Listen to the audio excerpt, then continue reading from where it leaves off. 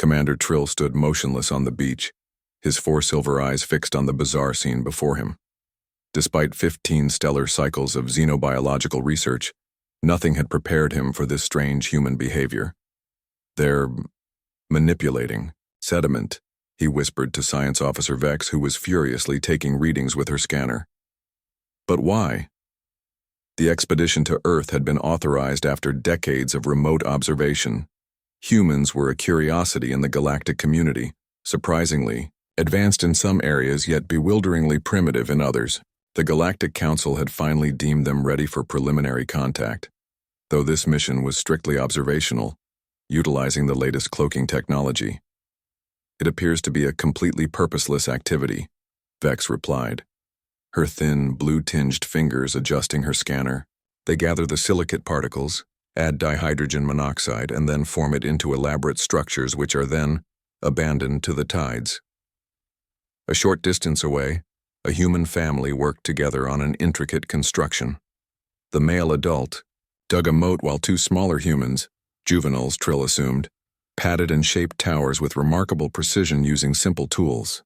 The female adult carried water in a cylindrical container, reinforcing certain sections of their creation.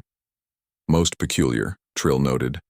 "They're investing significant time and physical effort into creating something that will be destroyed within hours." Vex made a clicking sound with her mandibles, the equivalent of a thoughtful hum. "I've observed 47 groups engaging in similar behavior along this coastline. The structures vary in complexity, but share common elements: towers, walls, moats." "Is it religious, military training?" Trill wondered. "Negative," answered communications specialist Lurk, who had been monitoring human transmissions. "They call these structures Sandcastles. It appears to be recreational activity with no practical function. The humans derive emotional satisfaction from both the process and the completed form." Trill's exoskeletal ridges twitched with confusion. The Ardillian species had evolved through ruthless efficiency. Every action served a purpose: survival, reproduction, technological advancement, or resource acquisition. The concept of expending energy on something transient and purposeless was fundamentally alien.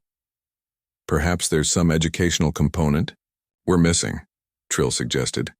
"The juveniles could be learning spatial reasoning or architectural principles." "Possible," Vex conceded, "but the adults participate with equal enthusiasm, even when no juveniles are present. Look there." She gestured toward an elderly human male working alone, his weathered hands carefully carving intricate details into a structure resembling their planet's ancient defensive fortifications. The three aliens watched in silence as an unexpected wave surged forward, washing away a portion of the family's creation. Trill expected distress or anger, but instead, the humans laughed, immediately beginning repairs with renewed enthusiasm. "Fascinating," Lurk whispered. They anticipated the destruction, yet proceeded anyway. As the day progressed, the observers documented dozens of these sandcastles in various stages of completion.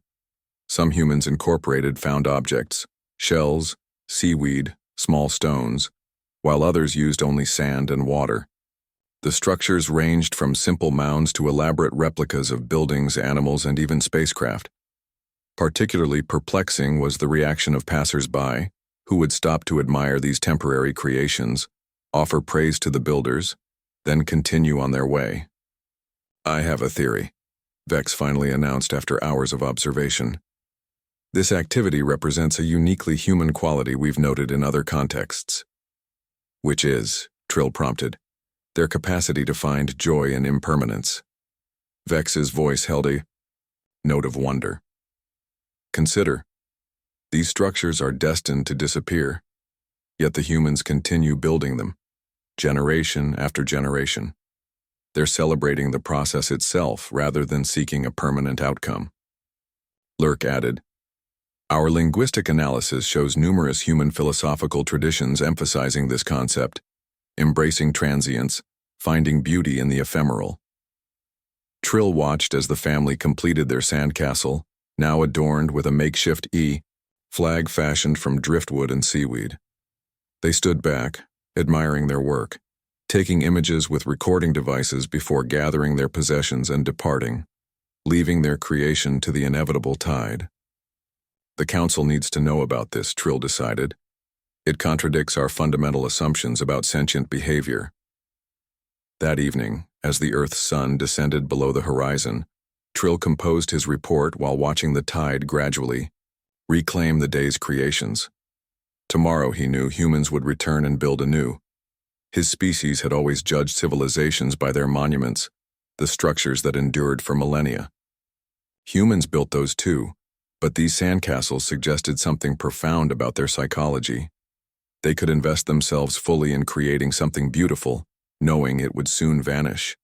Was it optimism, foolishness, or a wisdom his species had yet to comprehend, Commander? Vex interrupted his thoughts. The Council is questioning our findings. They find it difficult to believe an advanced species would engage in such purposeless behavior.